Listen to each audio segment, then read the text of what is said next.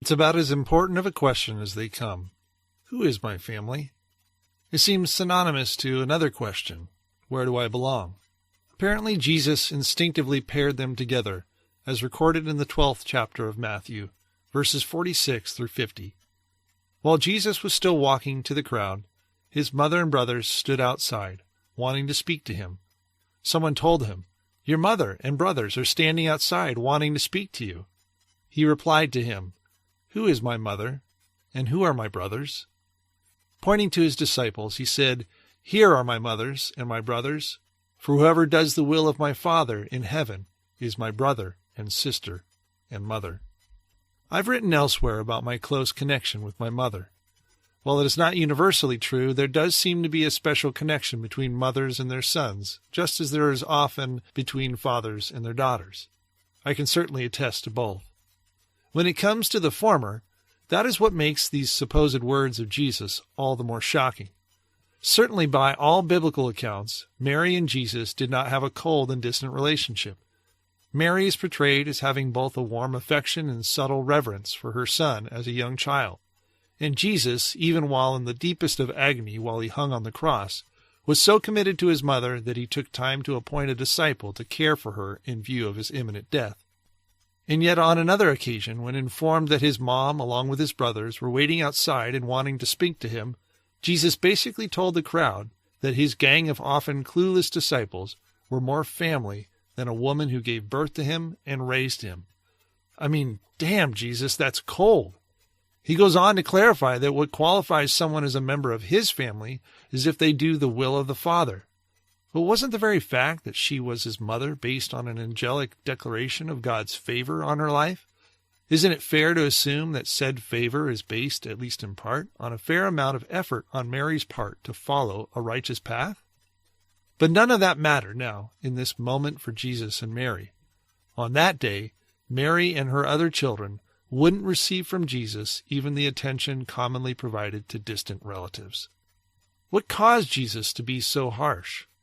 Well, we get a hint in another passage in the book of Mark, where we learn that apparently the fever pitch of Jesus' self-ascribing messianic talk had gotten too extreme for the family, even though Mary was given plenty of advance warning about Jesus' unique God-ordained mission. According to Mark, Mary and Jesus' brothers thought he was, quote-unquote, out of his mind. Well, I am no Jesus, believe you me, but in this story I find some sense of a shared experience, and therefore some fellowship with this man from nearly 2,000 years ago.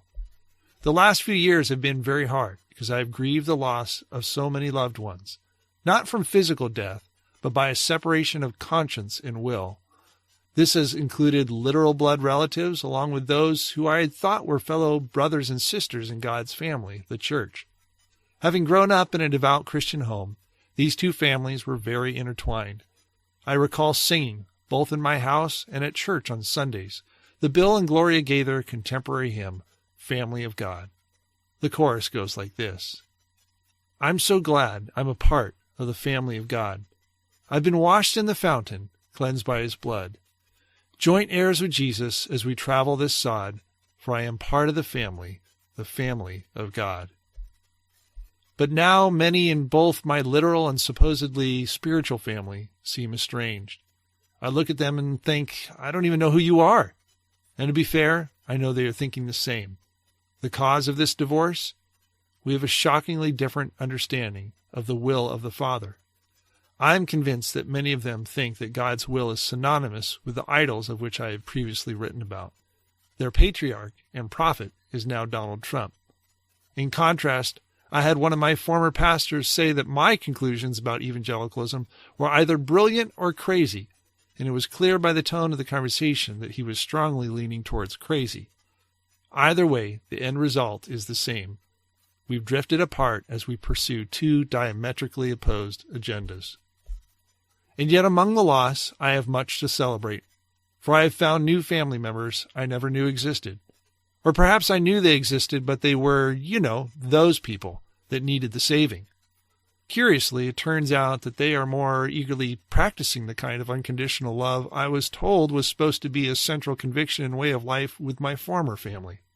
So my new brothers and sisters are the likes of liberal atheists, members of the LGBT community, and Muslim refugees, whether they live next door or half a world away. To them I say thank you. I am cherishing our new fellowship and growing every day as I am inspired by your courage and strength. And above all, I am exceedingly honored to be called your brother.